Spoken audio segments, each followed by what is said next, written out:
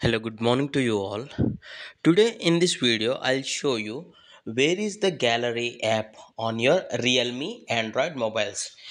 See here, this is my Realme mobile. If you observe, see here, Realme C55 is my mobile, and I surprised today. I wanted to check the gallery app on my mobile, and I didn't find anything like that on mobile, but actually there is the gallery app by default which the company gave.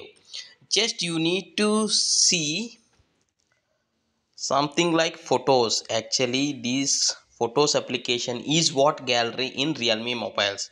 For example, if your Realme mobile is C21 or C33, C35, C25y or whatever it may be, if you don't find gallery option app something like that, search for the photos app. On your app, just search as photos.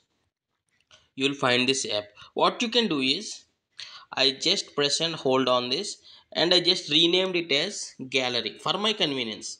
You can keep it as it is, but for my convenience, what I did is, yes, that's it, simple. All the photos will be available here: photos, videos, albums. See here, all camera, videos, screenshots, WhatsApp images, Instagram download, everything.